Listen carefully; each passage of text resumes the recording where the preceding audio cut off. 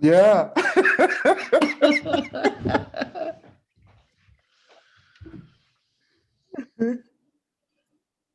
But Bob told me he's doing also Ramadan. That's cool. Yeah. Me also between two lunch.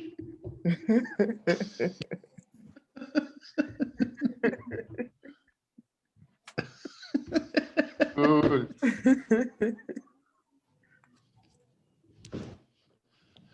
So what you guys are you working on?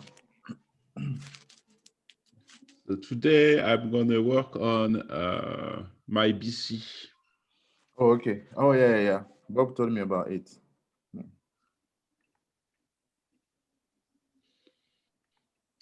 Cool. So I just came to say hi, guys. So I will let you continue the BC before going to the Z. He's really tired. He's too tired. Yeah. Okay, bye. Okay, see you, Hussein. Bye. Bye. Have fun.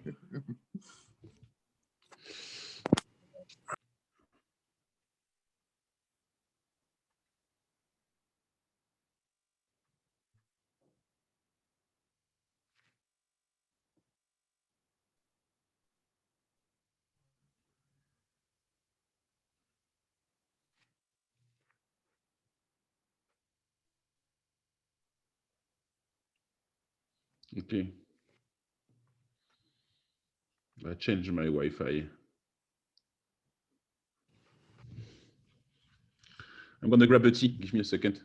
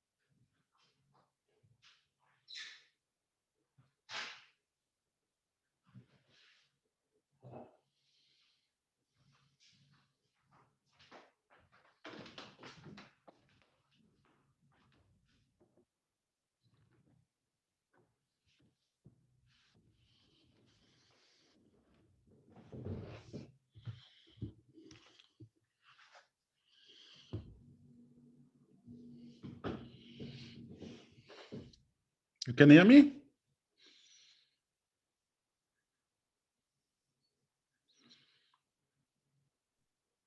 Yeah.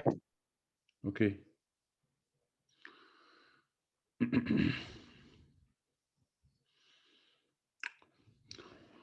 Okay, so today it's my BC, but so today I'm going to change the way I run the live coding because you are way more advanced. So I think I have no idea if the last one did somewhere help you or not about the bit fields. At least you had like maybe some idea this exists, and then you did some work on your side to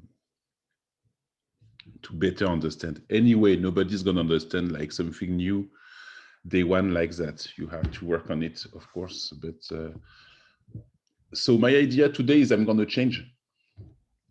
So I'm going to really code for you some of the BC.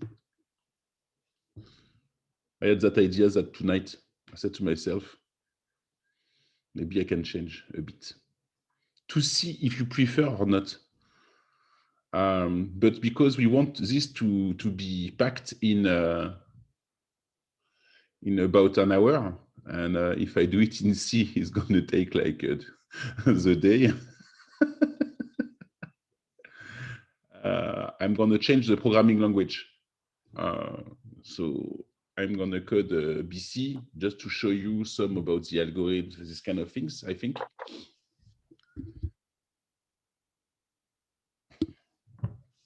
Using another language. So I'm going to use a very modern language that is called Elixir.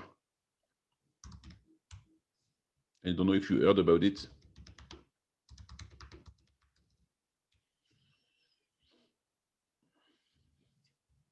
Programming language.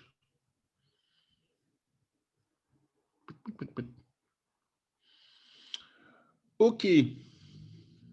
So BC means basic calculator, which is in fact a very good and kind of difficult exercise. So long time ago, we used to give that exercise, and you had to code yourself your own operations. So you had to create your own adds, multiplication, these kind of things on very large numbers.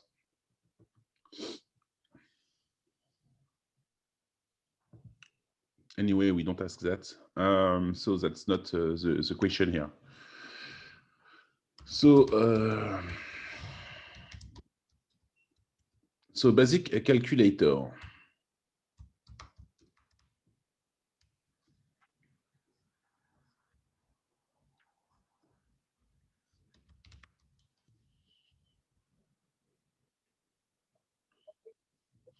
Is a command line that offer like blah, blah, blah, blah, blah. You can do 10 plus 5, you have 10, 15, 10 divided by, you have 200. Okay, so it manage parentheses, priority on operations, all this kind of stuff, okay? So that's a basic calculator from Linux.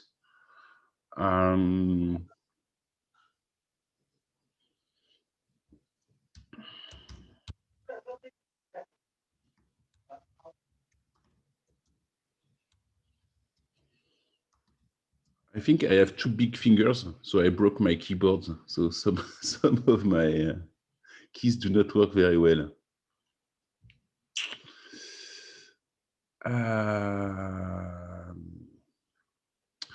So in fact, I'm going to run that exercise slightly the same way when I was young, like you, in 2000.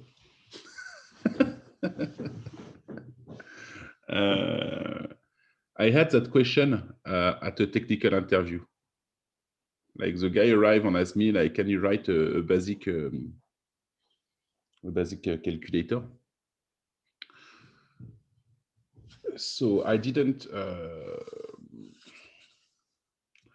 So the idea here, on the same way, I'm going to explain to you how.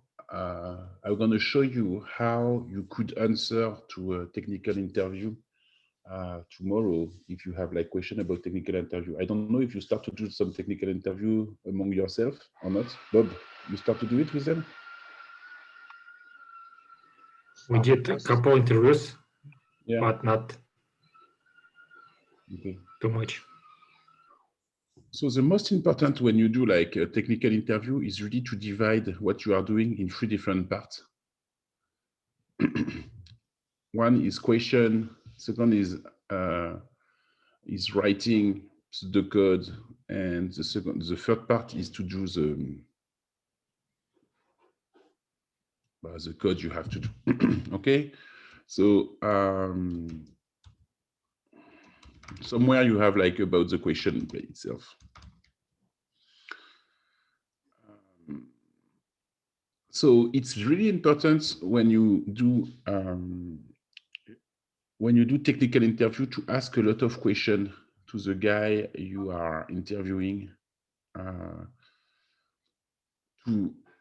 for many reasons. The first one is you want to show that you are proactive, that you are someone open, you are able to ask questions, to answer to the different questions. The second part is like you want to keep a link with the interviewer. It's really important. You want to keep the link with the interviewer because imagine the guy say, "Oh, I want you to code this." You code it for 30 minutes. And at the end, you say, "Yeah, I have coded it." And he said, "It's not really my question." You just completely missed the interview. So you want to avoid what I call the tunnel effect. Okay. And to avoid the tunnel effect, the idea is to keep some connection with the interviewer by asking him questions. Because if you ask him like very short question, maybe he's going to say no or yes. And at that moment, you have the choice to change what you want. At the end of the interview, it's too late. You don't have like half an hour back. Okay. So you want to keep information. So here, the idea is to ask things like that. Like usually a good way to do it is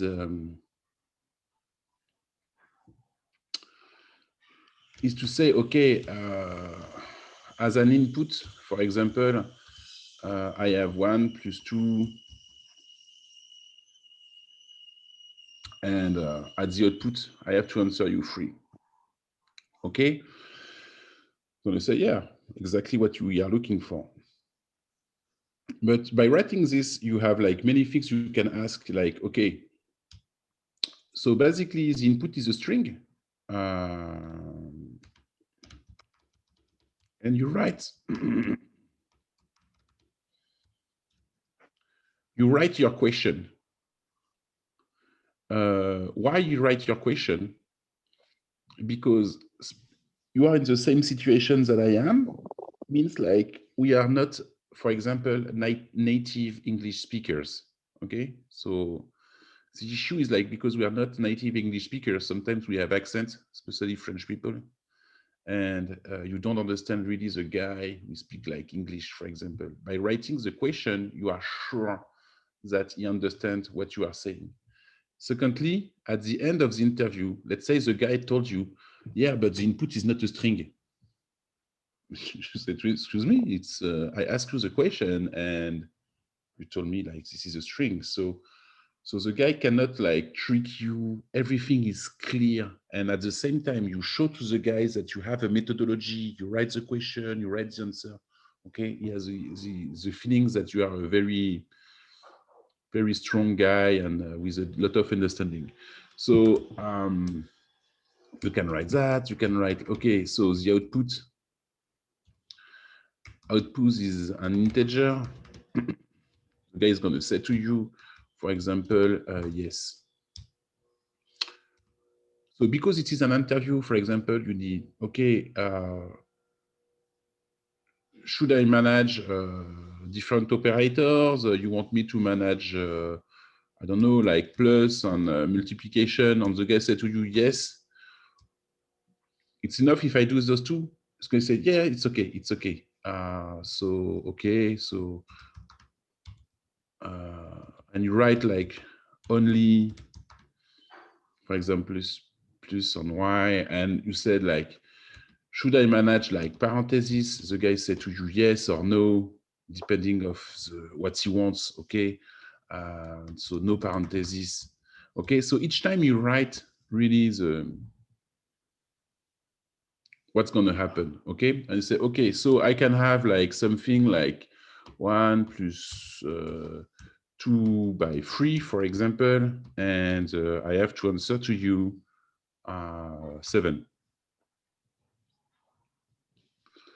Said, okay, it's what I have to do. Okay, so you see what I mean? Okay, it's really important that you show the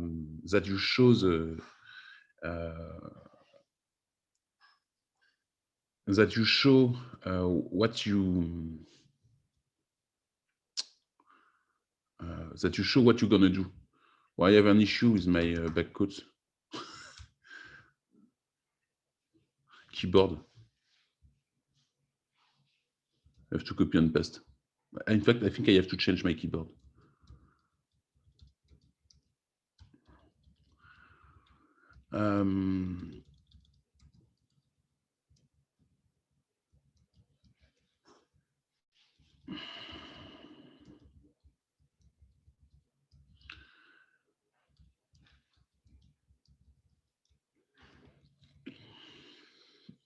Okay, so you show to the guy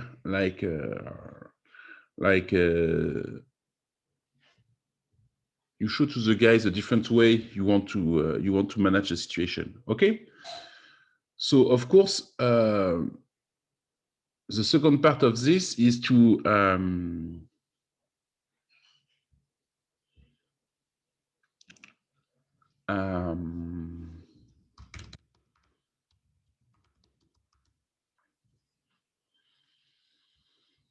find the algo. Okay, so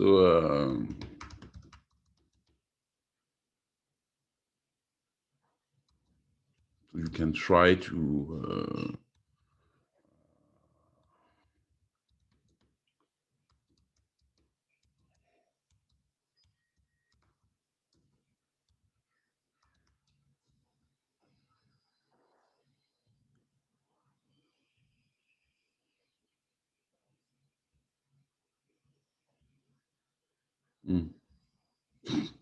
this does not really answer to our questions.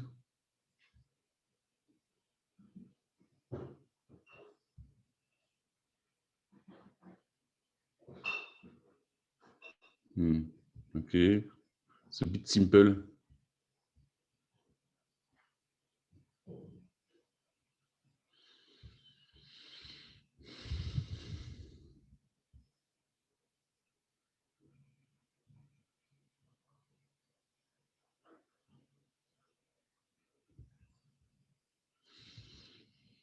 So basically, you're gonna find at the end.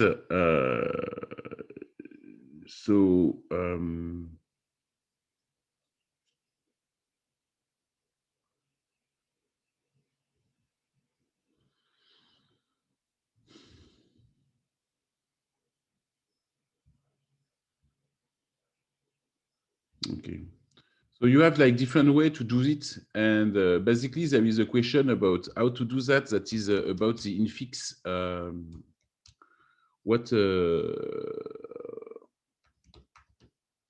How to parse like infix notation.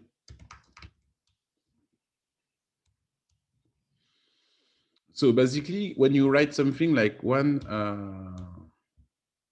you write.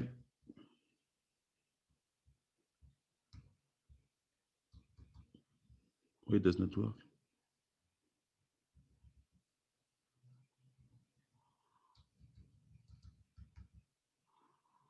I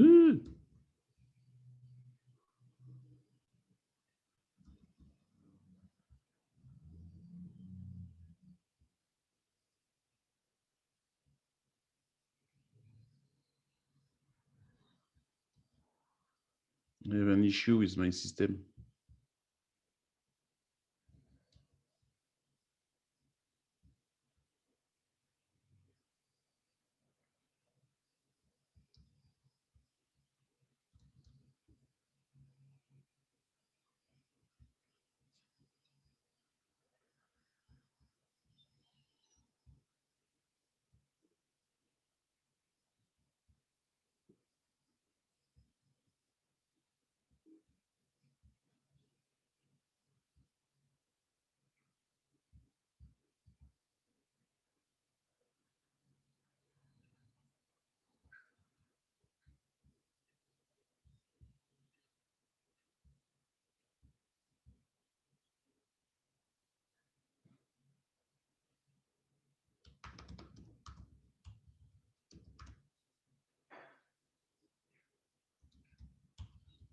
Okay.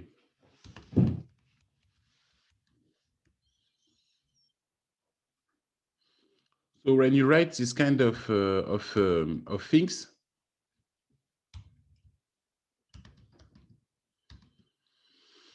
this is called the infix notation.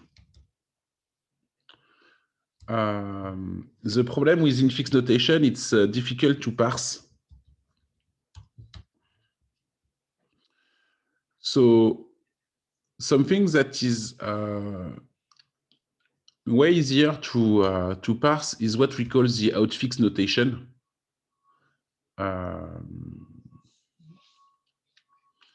Or prefix notation. Let's talk about the outfix notation, which is going to be something like 1, 2, 3.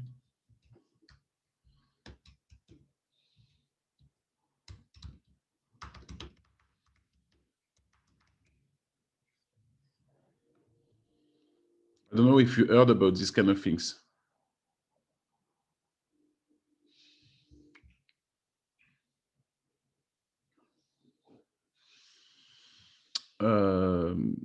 So it is used, for example, on a different calculator, or sometimes you call it reverse Polish notation, this kind of things. So this is like really easy to parse. Why?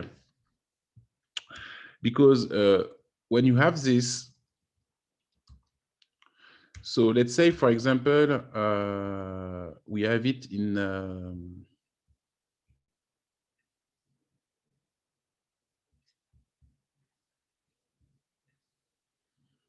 I'm sorry, I have another issue. Just a second.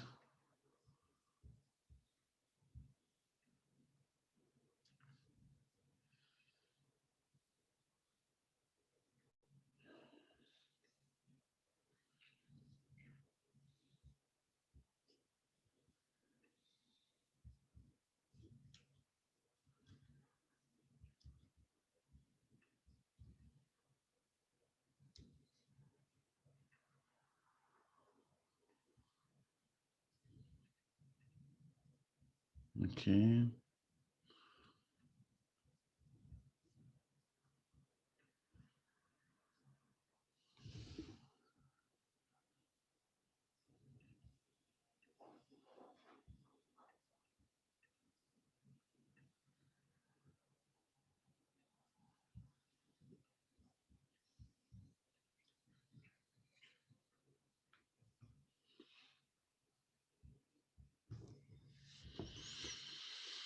Okay. So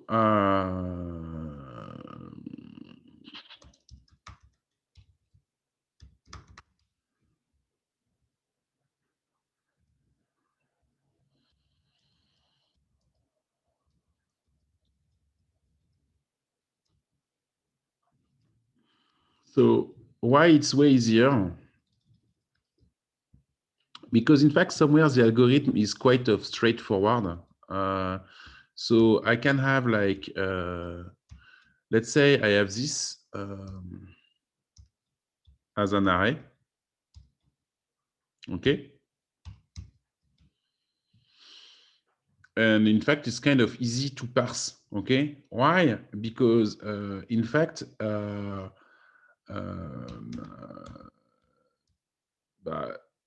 you take the first 3 elements. Okay, so the first 3 elements are 1, 2, 3. Okay, okay. Basically, if 3 is an operator,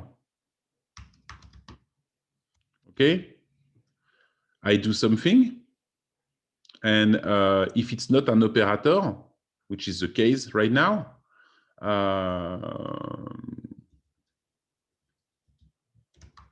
is not an operator, what I do, it's super easy. In fact, I do exactly the same, but instead of starting from 1, 2, 3, I start from 2, 3,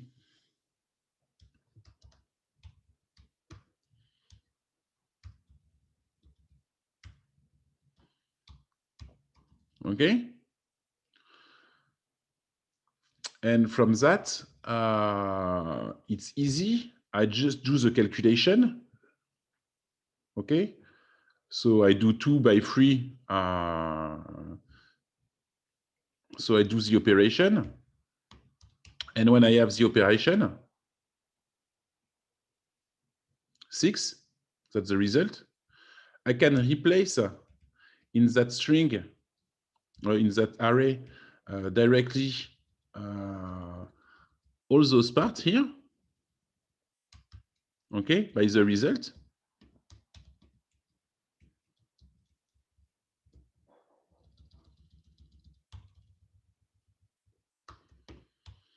And then from that, okay, I can do again my my piece of code, my ugly piece of code, my if loop.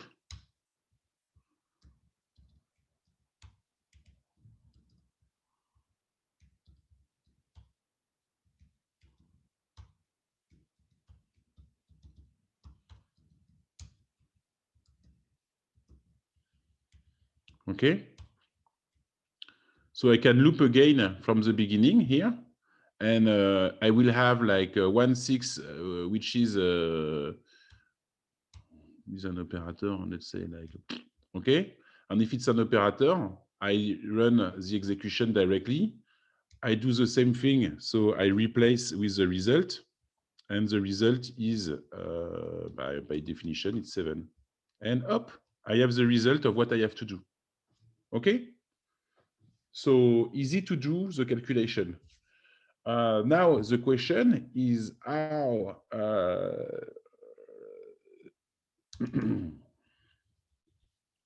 so that's very good for the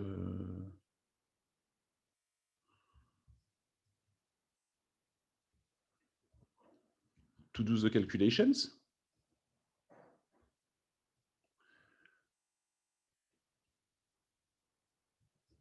I have to trust something.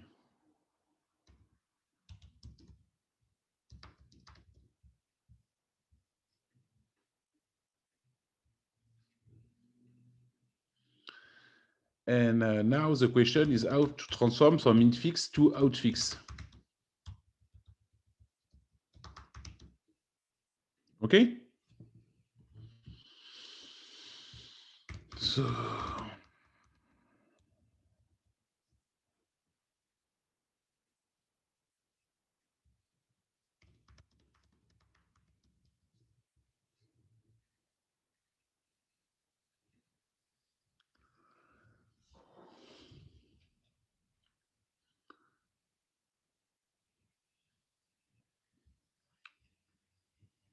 oh, but it's cool, huh? Because it seems like there is like the full algorithm is on Google now. The first time I had to do it, Google did not exist. It was in 1996. You have to go to the library to find a book about algorithm to understand how to run this. Okay, so so anyway,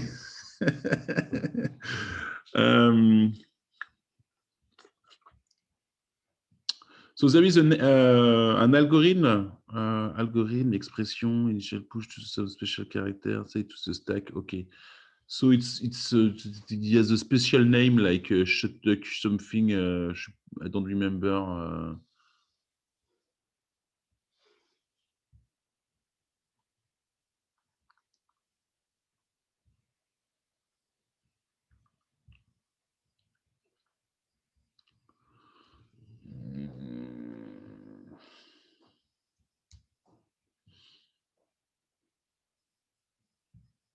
What is the name of that algorithm? I don't remember. He has a name in 2 parts. If someone find it.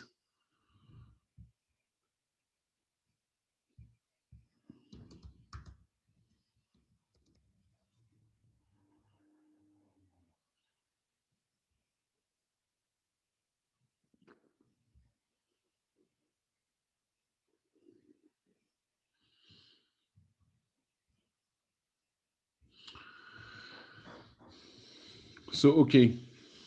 So how does it do? I have to remember. See if I don't find it.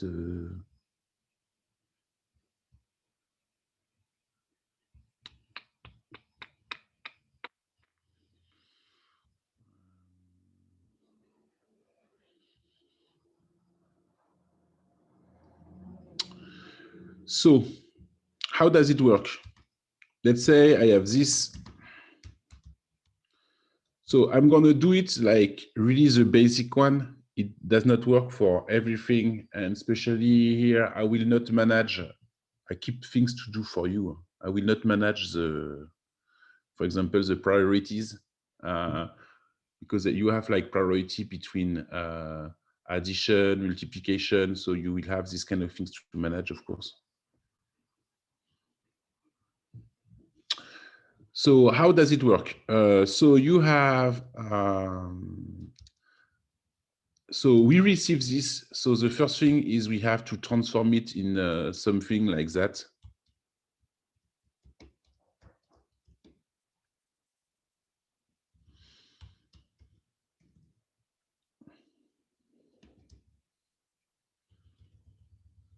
Because I'm going to manipulate arrays of informations. Okay, so you have to create 1 + 2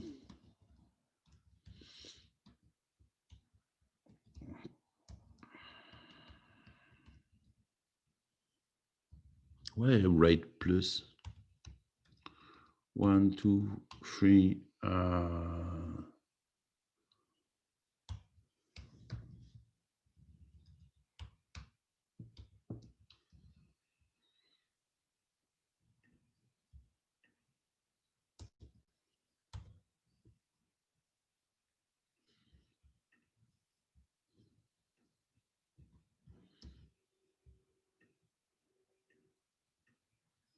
it's a bit slow. Okay.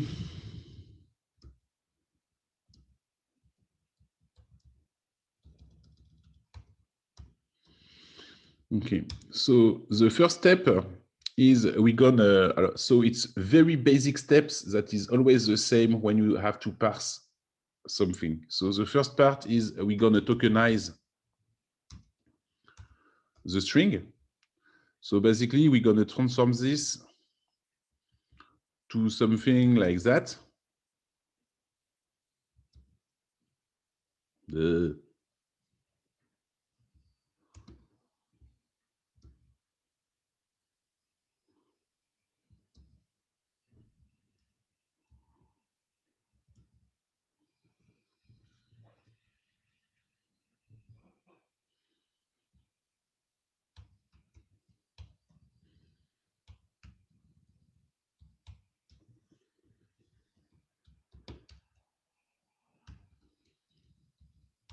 Okay, so you create like a different token, and by the way, I'm going to put the number directly.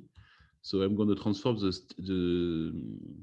I'm going to transform directly the strings, the chars in integer to be able to do my addition afterwards.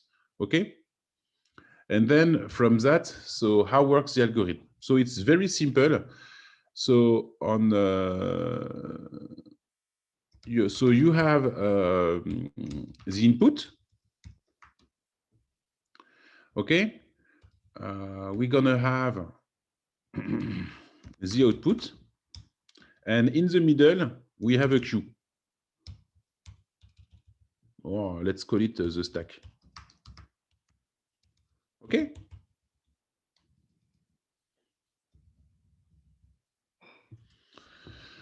So I'm going to go from left to right. So 1 plus, okay, on each of my array. And what I'm going to do is like, okay, so 1.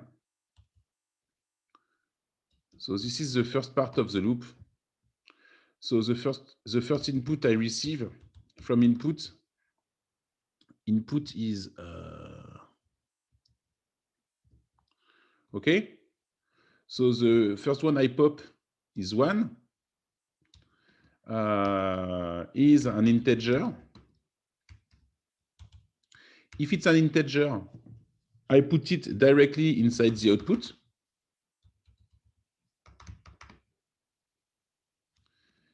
If it's a number, if it's an operator, I put it in the stack. Okay, something like that.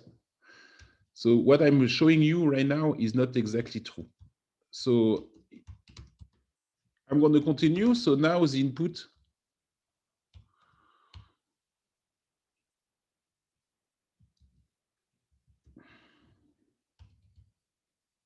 is like this.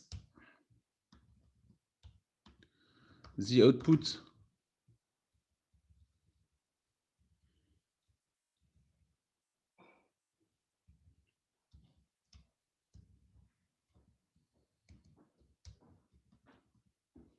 I should have done something like that to be more readable, but it's okay.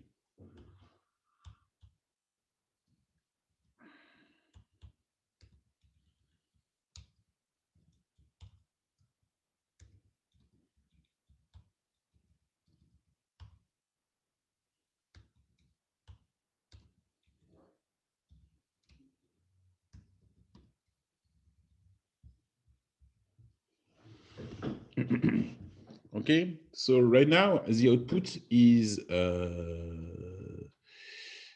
something like that.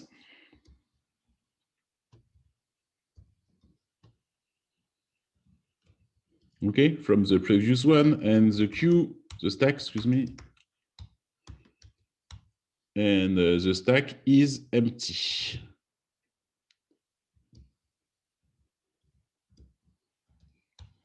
Okay. So now when I pop plus, and because I have pop plus, I put it in the stack. So now the next loop,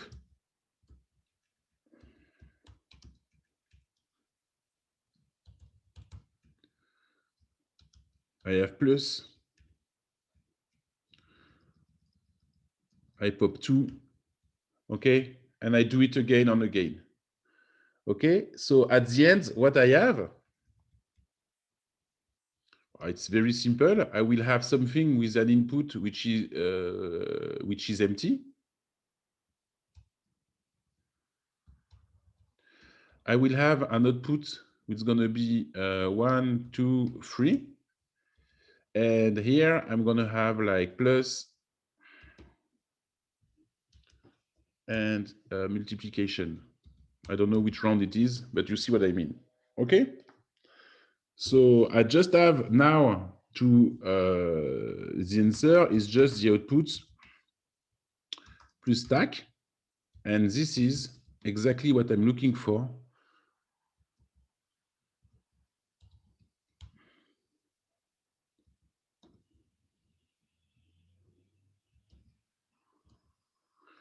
Okay. So it's exactly what I was looking for. So in the middle, you have to basically, this is really the beginning of the algorithm, and you will have to search and to do things about that. Okay. So it's exactly the way the algorithm is working. So now let's code this. Okay.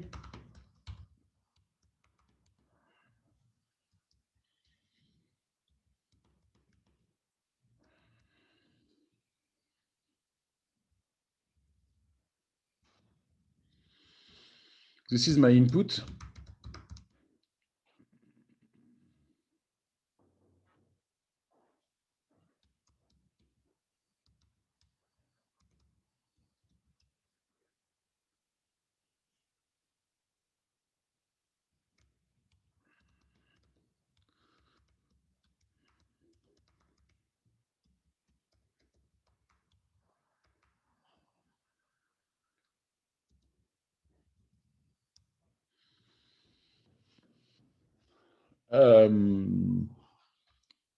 So during my interview, if I have wrote like everything correctly on the algorithm part, okay, I just have to follow what I have wrote, and it should be not too difficult to think about what I have to do or not, these kind of things. Okay.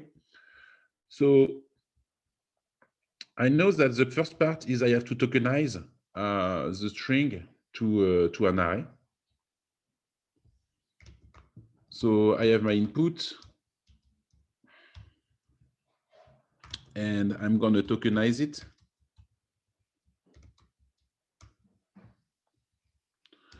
So I create a function, tokenize.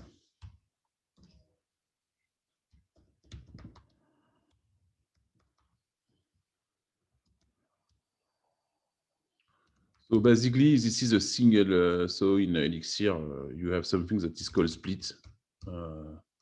That's going to simply split the input.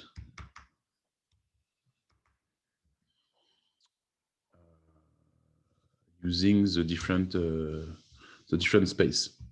So about that notation, just for information, so you can pipe the function in Elixir between them. So first, it's a functional programming language, so everything is a function, okay? So even like the string here is going to be, the parameter is a function, okay? So the output of the function can be piped inside the input of another function using the pipe operator. So here it's exactly if I have wrote, so I'm going to finish, okay? And then like from that, okay, I'm going to have my function to transform it into outfix, okay? So and I have a series of tokens. So here, what I have wrote here, it's exactly if I have wrote something like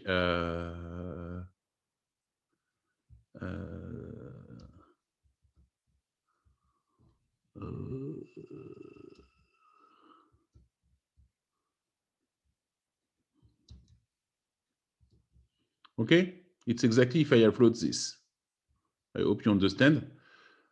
It's just like in terms of how this is right, it's way easier to read it this way than this way, especially if you start to have like 10 different functions. Okay, so you take the input and you pass it to the output of the other function. It's very nice to see how does it work. Okay. So now I'm going to use I'm going to do it. I'm going to use like a recursion because with recursion, everything is much nicer. So I'm going to use some capabilities of the language, and especially the multi-arity of the language. So I don't know if you know what is multi-arity of the language. I'm going to explain to you. So the things here is like, so now I'm here, okay? I have received this, and now I have to run my different function here. So I have just an array that I just received, and now I have for each part of the array, okay, I have to run to execute my algorithm. But the algorithm use like an input, an output, and a stack. Okay, so it means like here I have to execute my function this time using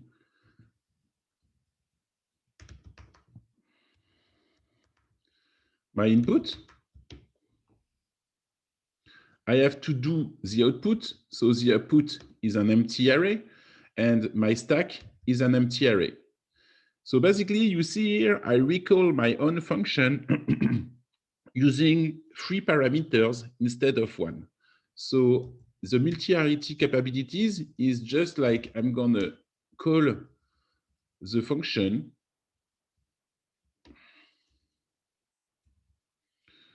and now I create a function with the 3 parameters. Okay, so the language, when it's going to execute two outfits here, passing one parameter is going to test or is going to, okay, so it's only this one because I have just one parameter.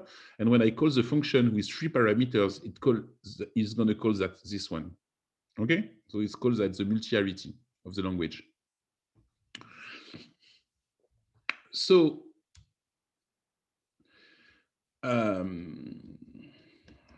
so the input is in fact of the form of an array. Okay, so the array has a face like this one, like exactly like this one when I receive it. So I'm going to use another capabilities of the language, which is in fact here. I'm going to directly parse a bit of the array. So this is the first element of the array. This is the other part of the array. So what does it mean here? It means, so if I receive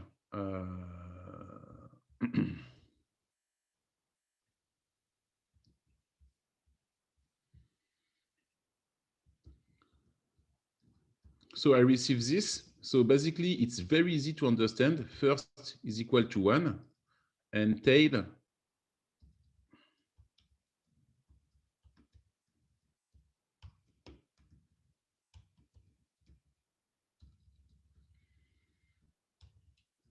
is just the other part of the array.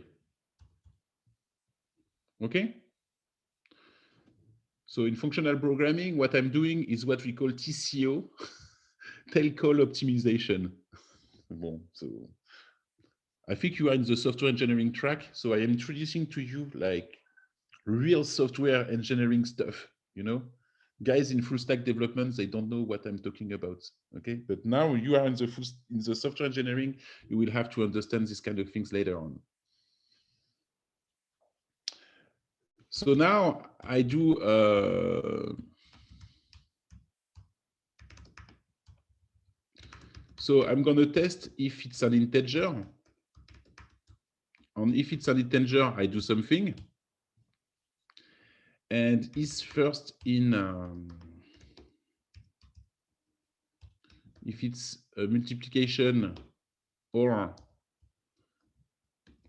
I will do something else. Okay? So I have to do my integer.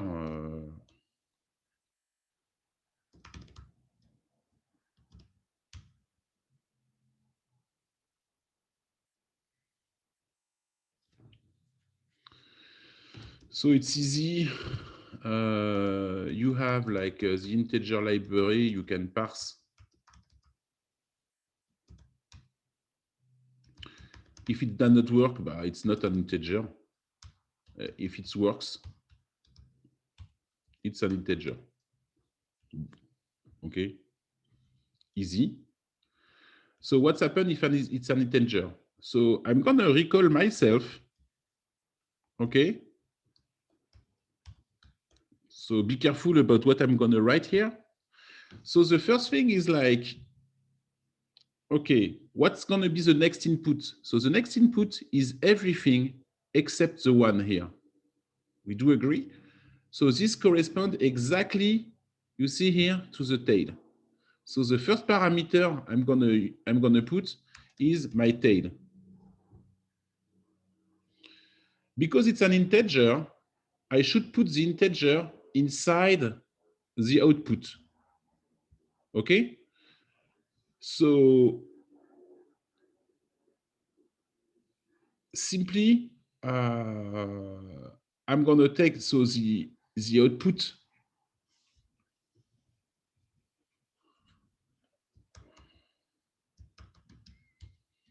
Okay? And basically I'm adding first on it.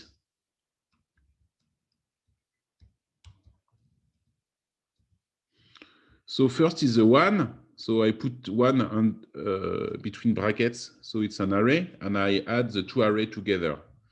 But the 1 right now is in the form of a string. So I have to transform it into an integer. So I'm going to create another function here.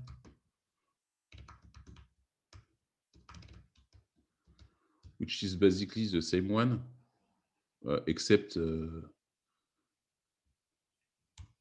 it's working.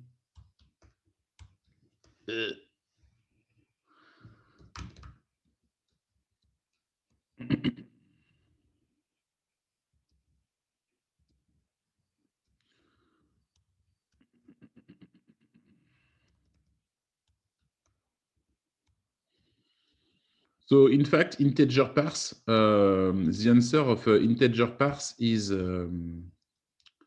what is a tuple. It's a data structure that looks like exactly looks like this. The integer himself and some information, basically. Okay. So when I write like elem0, it's going to take the first element of the tuple. So the first element of the tuple is an integer. So I take the string, I parse it, and I take just the first element. So it's going to return to me the integer. Okay. And what is the stack? But the stack do not move. So the stack is exactly the same. Okay. If the element is multiplication or addition, it's exactly the same. What's going to be the output is going to be the tail. I have an issue with my shift. I have to change my keyboard. What's going to be the output? It is the previous output. And now, what is the stack? But the stack is the element plus the whole stack. Okay? And I have to stop my recursion because this is completely recursive. I don't know if you have seen, but there is no loop at all inside my algorithm.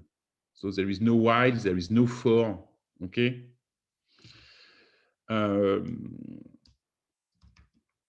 So I have to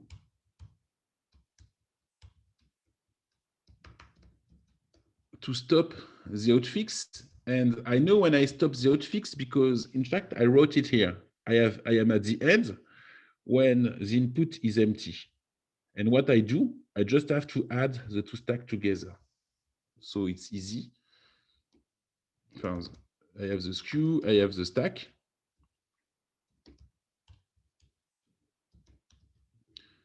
And I just have to answer Q plus stack.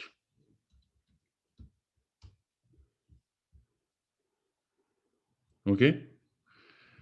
And up. So if I said like my input is this, I can pipe it. And I call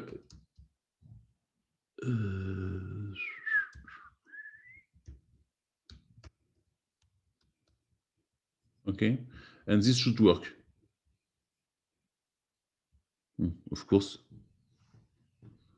there is an issue. So it's easy here. Oop. Okay. So I have the result I wanted here. It's exactly what I was looking for. And so now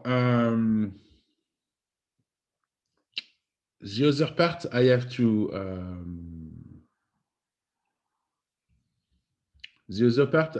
run is the calculation by itself, which is this algorithm here. Okay.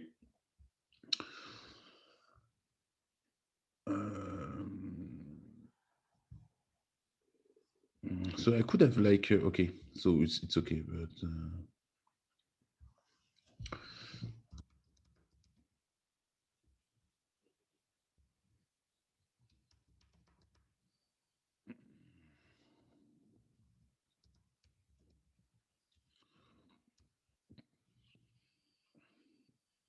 okay. So I'm going to do a calc.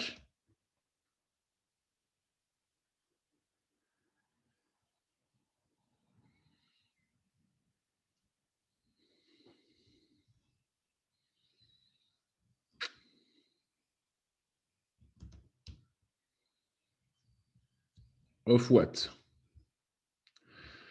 So here I have like, I'm gonna do,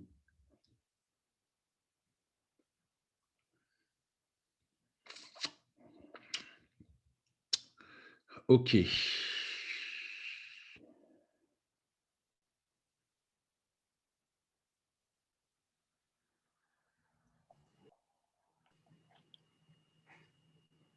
So what do you want to do here? I mean, I'm gonna finish the calculation.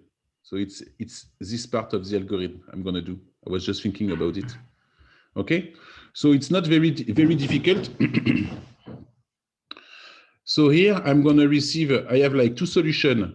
I receive ABC, the calculator, the operator.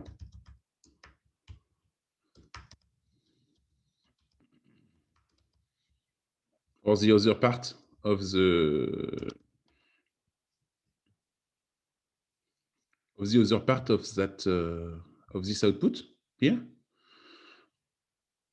So it's let's say like for example I have that when operator in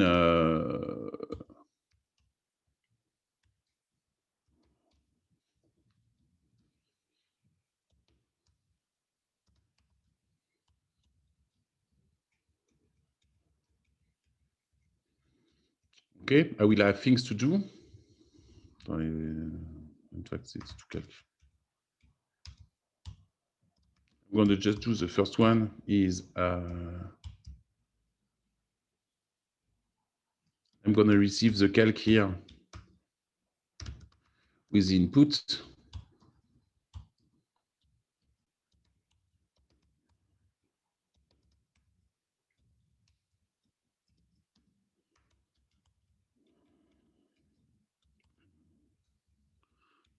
Calc.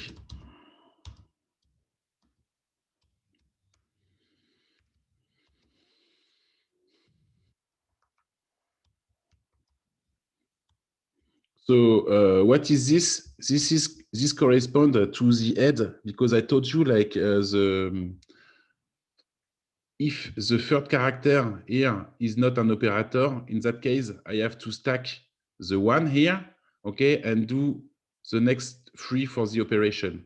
So the left one like here is just the stack I'm going to use to do that, and this is input. So I recall myself as I did previously. And here I have a head. Okay.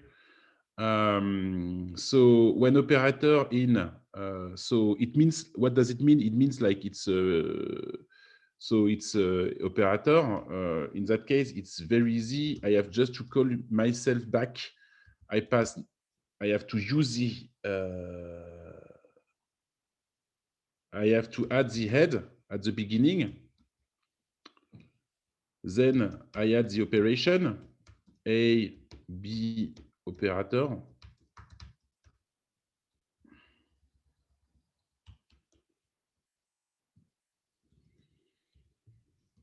And I just have to add the tail.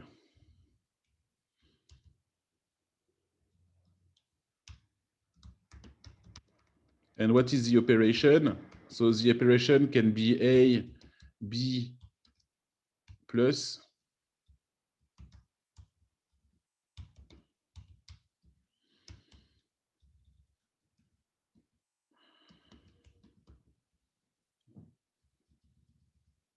So I return A plus B. And my second operation is a multiplication. So it's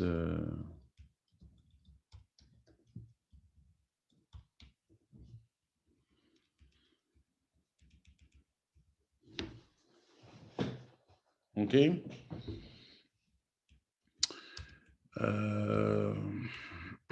And here it's the same one, except that now I have an integer. So let's say the first element now is an integer. So I'm in the case, the first case I show you here. So I have to take the next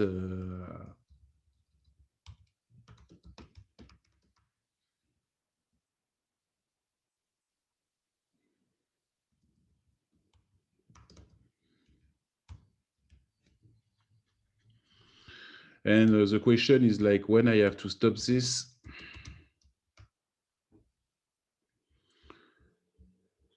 So I'm going to stop it when simply I just have like inside the result. So it means like at the end of the operation here, I have a 7 in the middle of the two brackets, for example.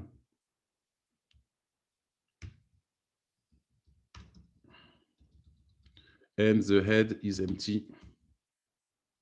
It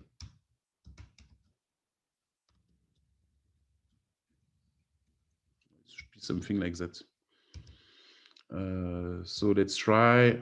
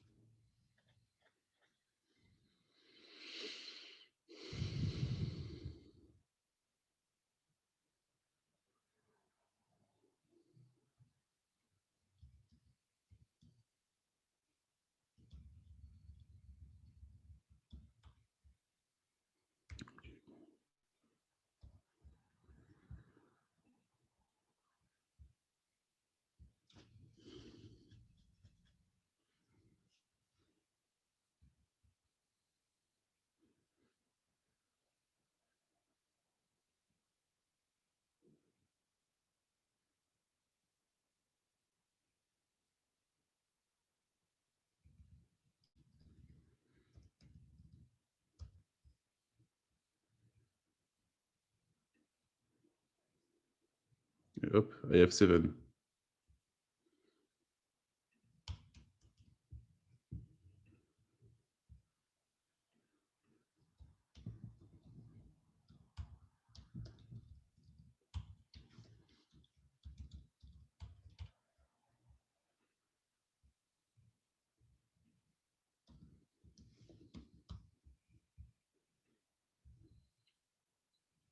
Okay.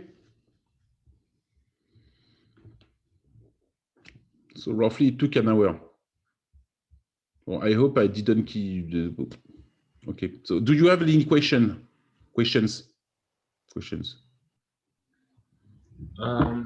I have one.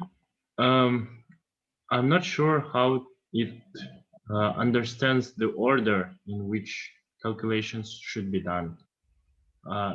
Can we write like 2 times 3 plus 4 to check the function? Here, it will not work. Okay, yeah. Okay, why it will not work? Because as I told you, I did not manage the priority of operations. So when you're gonna take, I don't know, like, is there for sure the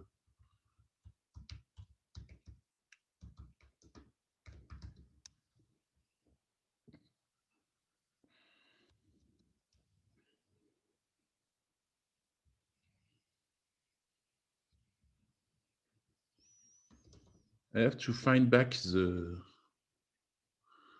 algorithm. Ah, shooting yard algorithm. I got it. Ha! Okay. So here you have the full algorithm. Okay, I just did the part of the algorithm. Okay. So here you have the full algorithm. So input, output, stack. I remember. Huh? So input, output, stack. So A plus B by C minus D. So you start by putting A on the output, putting plus on the operator stack, B on the output, multiplication on the operator stack. Why you put multiplication on the operator stack? That's where it's really important.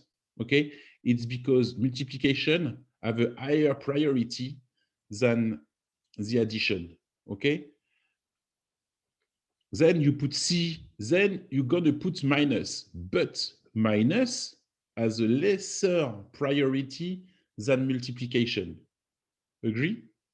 So when you're going to stack a minus, okay, on a multiplication, because multiplication has a higher priority than minus, you put the whole stack inside the output, okay? And then you put the minus. And then, of course, you have a D, you put it, and the output is ABC by plus D minus, okay? So my part here of the algo, okay? For example, here, okay, I said like, if it's a star or a plus, I stack. But in fact, it's not totally true. I should check if first is, of course, one of those. And if it's a plus and the first element of the stack is a multiplication, in that case, I have to put all the stack inside my output. Does this answer to your question? Yep, thank you. Okay. So, couple of elements that are important for you. So I wrote this in a higher level language, which make it way easier. But the things that you can see is like you have like here a couple of very interesting information about what you should do or not. And one of it is you see there is a lot of manipulation of array, which are, you don't know the size, which are roughly, so an array, you don't know the size, what kind of data structure you're going to use?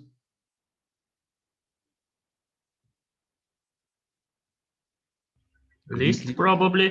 A list, correct? Okay. And you must have like some capabilities over your list that to pop the first element, okay, to have the other part of the queue. So you see, you have this kind of function. You can really see. Okay, you have like you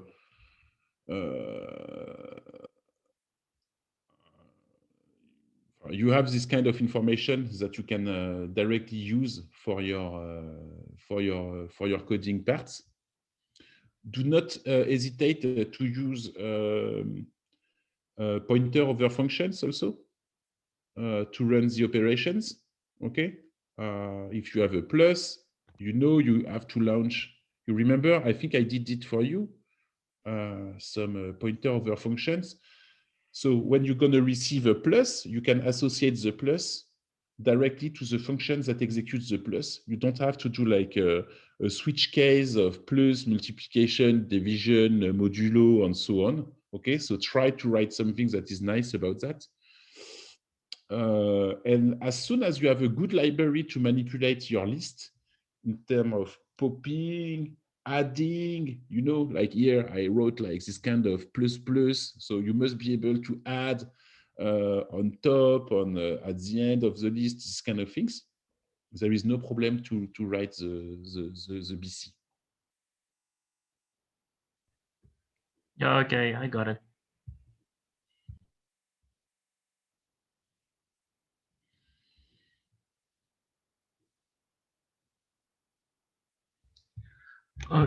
Just one thing. Can you recall when did you explain about the function pointers?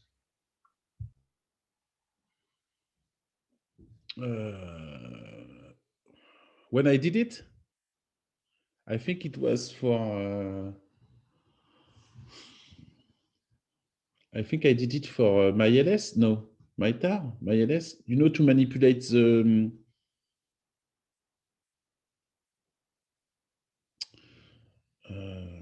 To manipulate the different the options of LS and so on. I think I did for it. LS, it wasn't function pointers. It was just bit operations, as I remember. I was just watching it 2 hours ago. Oh. Okay, so if you have time, I can show you quickly. So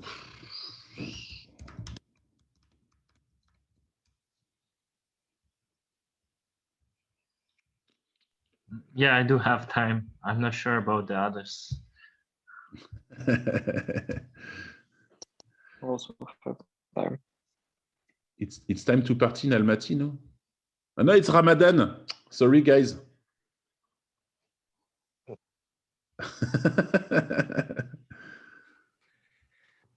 It's a study hard Have time, time. Cole. Yes, no party. I know you. Huh?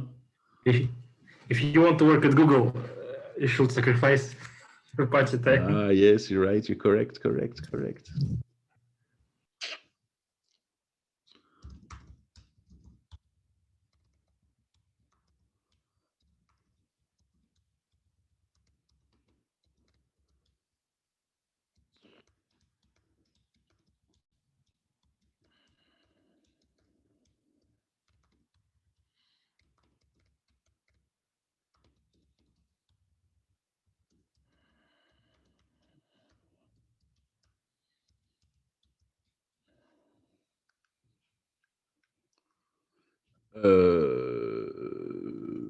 So let's show you.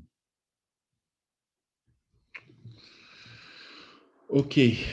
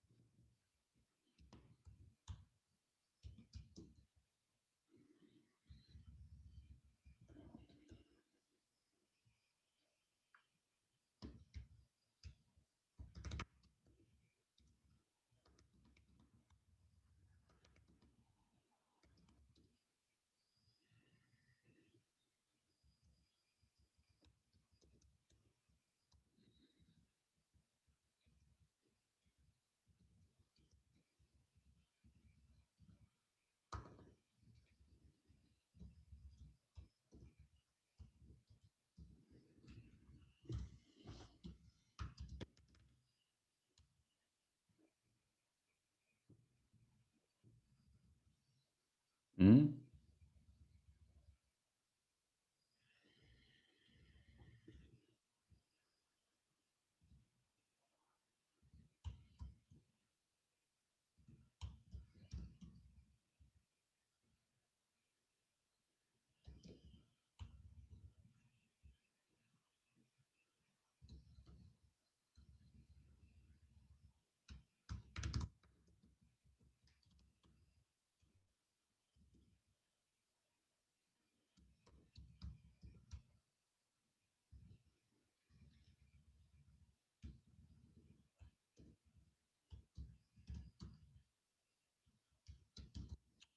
Okay, so we do agree about that.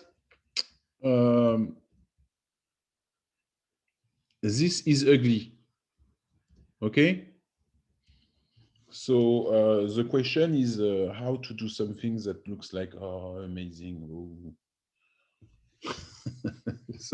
so you have like you have a multiple solution here.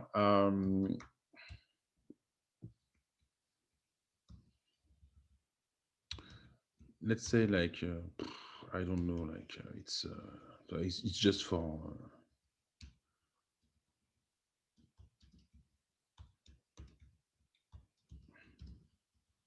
well, we don't care, but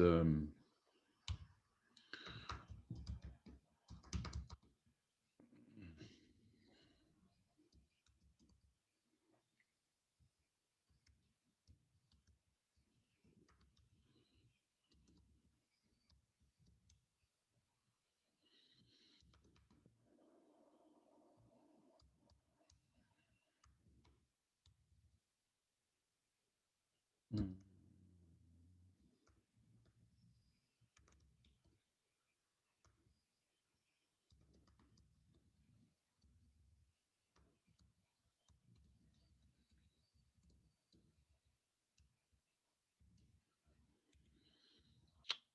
Okay, and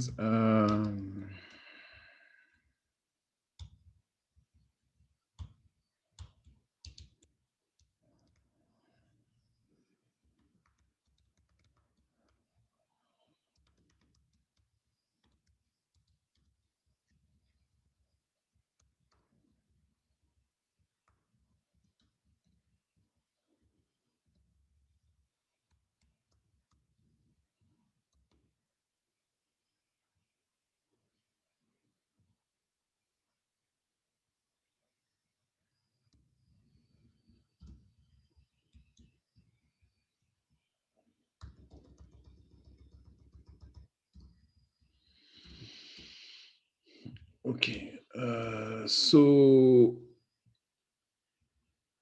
so how you handle this? So so a good way, for example, to do it is to do something like that. Um,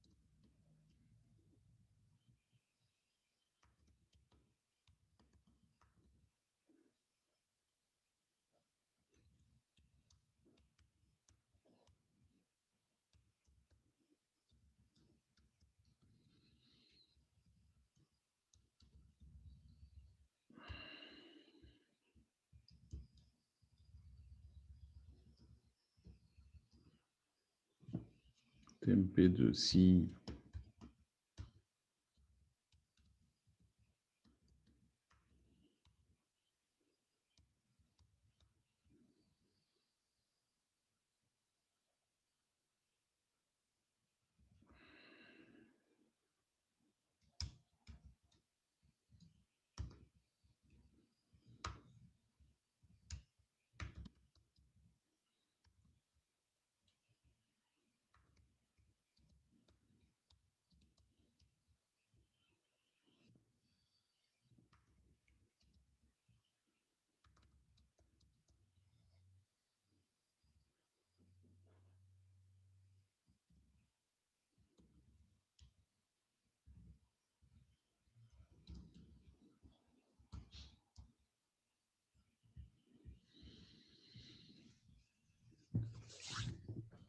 So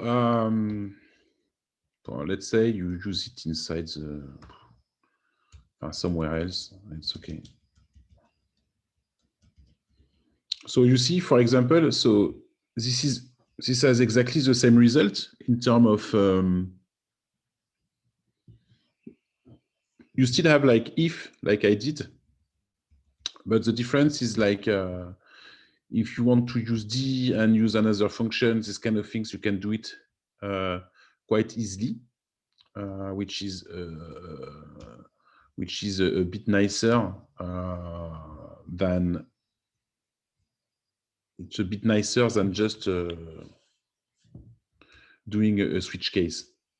But there is more efficient to do in terms of execution. You can avoid to do that. I'm sure I did it somewhere. Do you remember somewhere where I did it, Bob? With the shell that I integrated inside the Makefile. So I did it in the video for you somewhere. So here you're going to say to me, okay, but what does it change between what you wrote here and what you wrote previously? Means like the big forest of if, okay?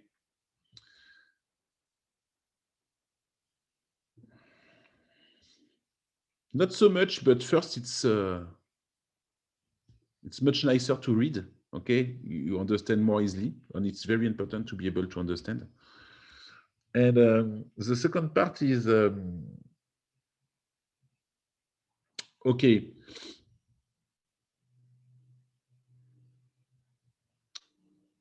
So let's say, like, for example, I know I'm going to receive A, B, C, D, E, okay?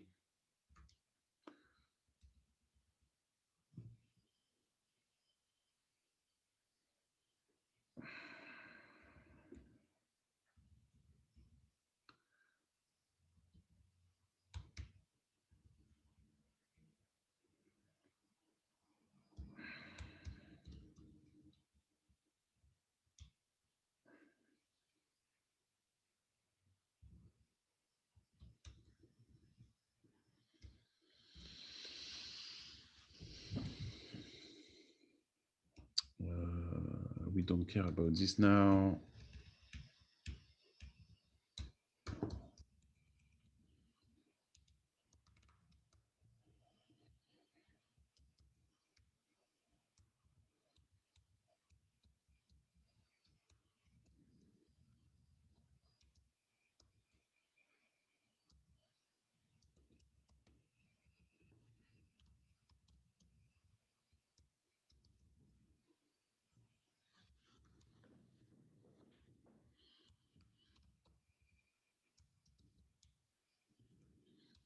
Okay. So there is like something that is interesting here is like, so the array of 0 is A, B, C, D, excuse me.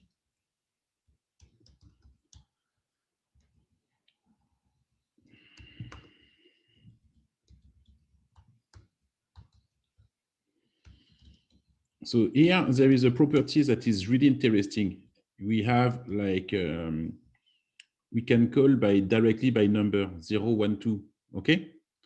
But at the same time, we have the ASCII table. So the things that we know is like, for example, A start at 97, okay, 98, and so on. So it means like this, instead of 0, it is equal to A minus A. Here, it's equal to B minus B. And here, it's equal to C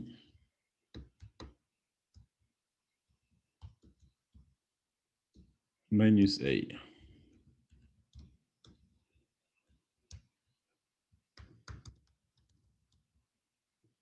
Okay?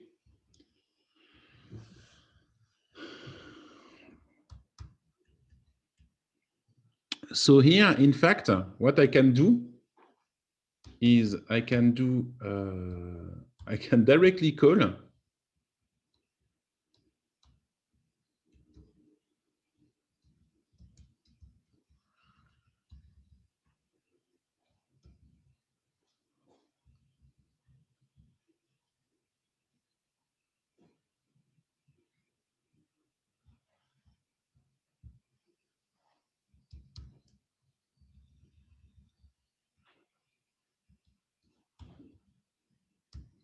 C minus A,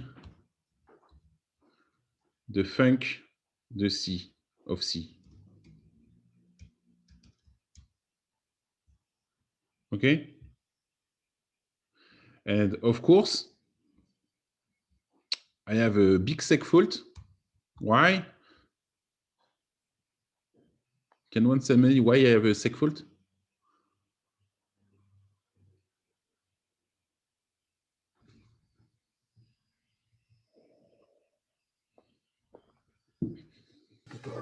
I think I can also why it's so. I have a seg fault because I have a E here. Okay? And the problem is like I did not manage E.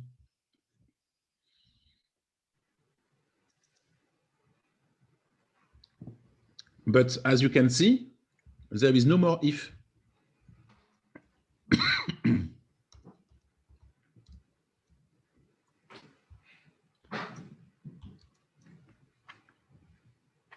So I did exactly the same thing that so the first step, I have like an array of if. It was not very nice. Then I did a loop, and then I transformed to something without any if. The problem of that is like I have to handle the situation if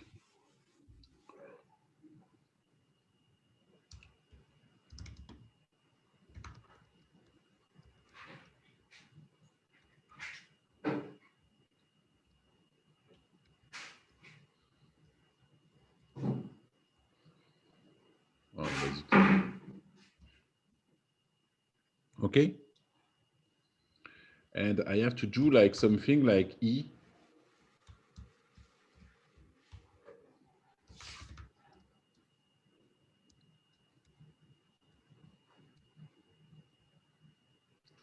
Avoid the seg fault.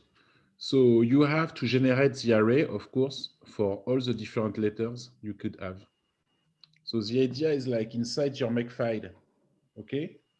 Inside your Makefile, you generate through a shell script. It's what we call metaprogramming. I'm sure I talked to you about metaprogramming before, maybe not your session. So in your Makefile, you generate a .c file with all the array you want, okay? And then you compile with that array, and poof, no more if.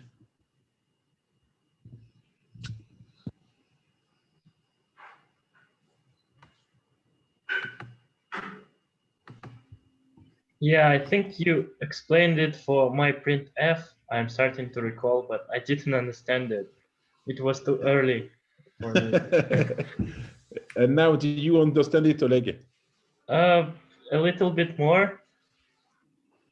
Just so we have to generate shell script for all other possibilities for letters, right? Like E nothing, F nothing, and so on, right? Yeah. Okay.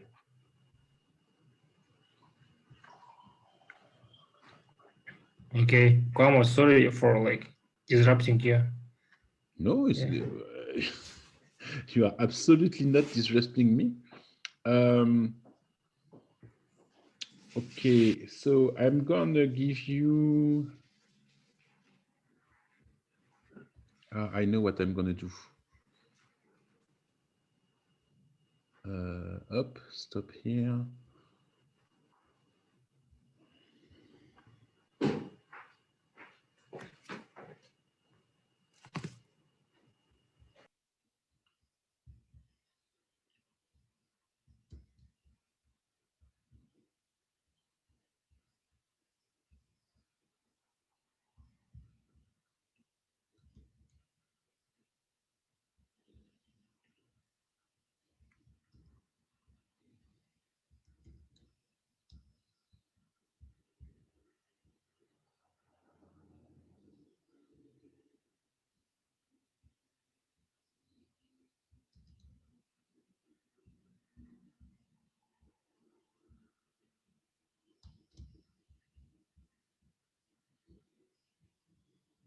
Okay.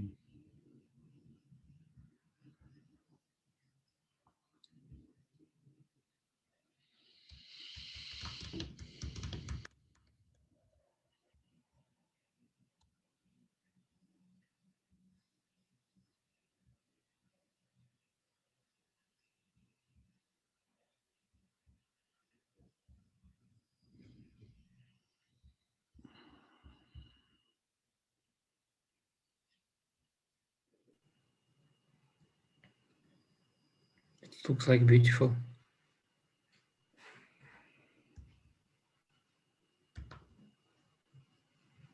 My shift.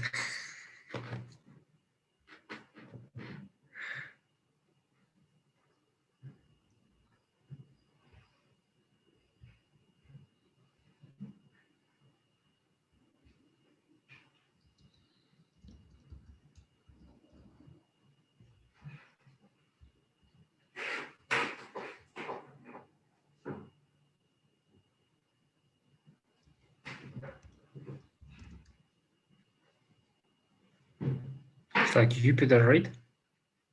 Like Jupyter on Python. It's a bit the equivalent.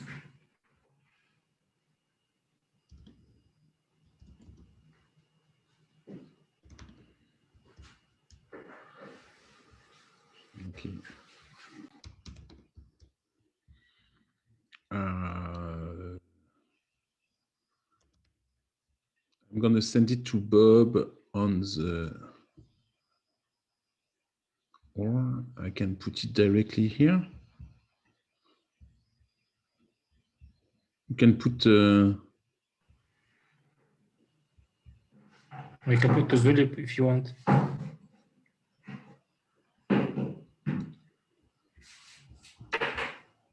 Or I can Okay. send only Alex. where in the can in coding live session. Live Zulip. coding session. Yeah? No, it's better to software engineering projects. Season 2. It's like season 2 projects. I can show you.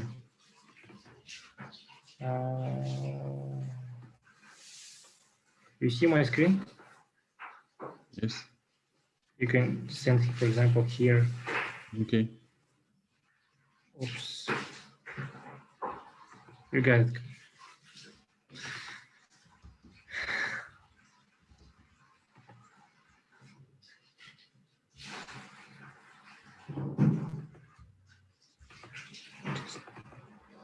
It's like some here, like streams. Okay. So here, like we created several streams with Gaetan. And, like, for example, you can push on my BC something. My BC. Oleg created it. Yes.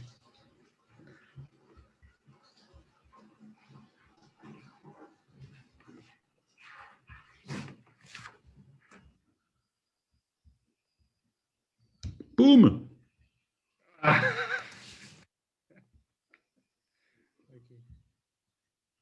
You get it? Emoji.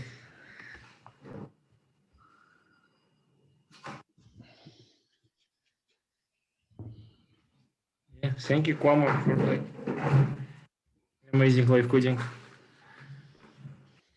Yes, thank you. So I hope you understood something. It's okay. Yeah. It's interesting. Yeah. Well, you can So send after just to for tell you, lecture. it's usually a good idea to know like at least two languages. One which is low level like C, and the other one like is higher level language like Elixir or something else. Not Python because we don't like Python, but it's Why you don't like Python? because JavaScript. Python is for the weak people. JavaScript. It worst. Okay, guys. Ruby. Bye. Ruby. See you. Ruby is a Bye. very good language. Bye. Thank you.